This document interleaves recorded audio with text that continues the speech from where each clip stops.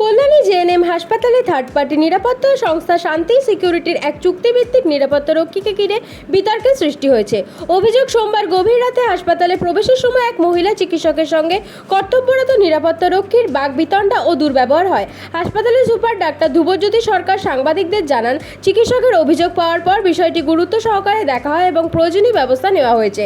Bureau report, সময় 24x7।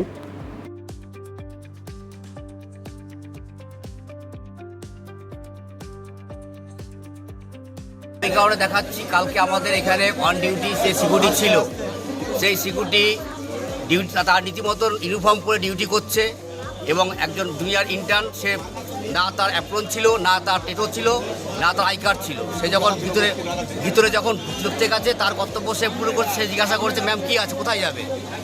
তো বলছে ভিতরে। তখন ভিতরে বলছে গেট পাস, বলছে আমি ডক্টর। তখন সে বললো যে সরি ম্যাম, ঠিক আছে, আমি চিনতে পারিনি। তারপর তাকে ছেড়ে দেওয়া হয়। ছেড়ে দেওয়া হওয়ার পরে সে উপরে যায়, উপরে গিয়ে কি মেসেজ করে, ঠিক আছে। তার কিছুক্ষণ পরে অর্ডার আসে, কি অর্ডার দেয় পুলিশ আসে, তাকে বলছে পুলিশ তুলে নিয়ে চলে গেছে। এবং আমাদের এখানে অন ডিউটিতে আমাদের নিজস্ব ফাঁড়ির পুলিশ থাকে, তারাও দেখেছে, ঠিক আছে, যে সে কোনো মদ্যপান অবস্থা ছিল না, সে কোনো নেশাও করে না। এবং তার শরীরের অবস্থা এত খারাপ, তার শ্বাসকষ্ট পেশেন্ট, তাকে একবার ইঞ্জনের মতো টানতে দেয়নি। এই হচ্ছে পরিস্থিতি। আজকে তারা যখন সুস্থ শরীরভাবে ডিউটি করছে, তারপরেও মানুষকে পরিষেবা দিচ্ছে, দেওয়ার পরও বিনা কারণে কেন তুলে নিয়ে যাবে?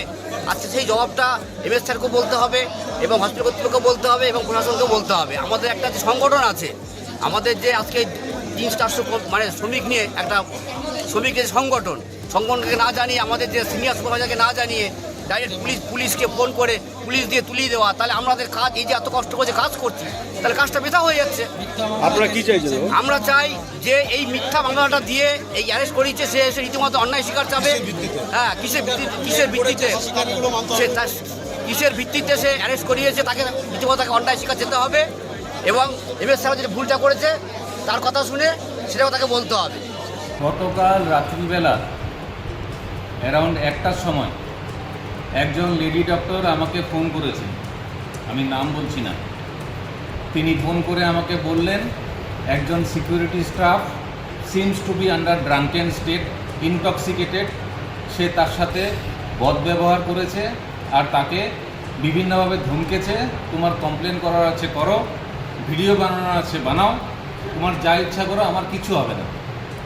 এখন সে বলছে, স্যার আমি এই অবস্থাতে কিভাবে ডিউটি করব?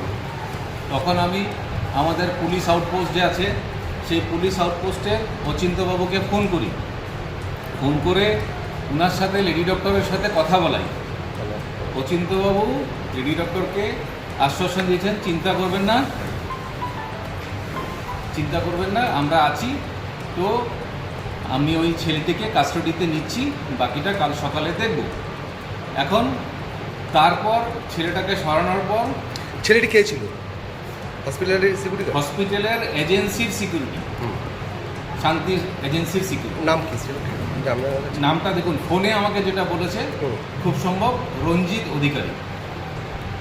সেটা আমি এখন খুঁজে দেখতে হবে। আজকে দেখলাম প্রত্যেকটি আউটডোর পরিষেবা বন্ধ।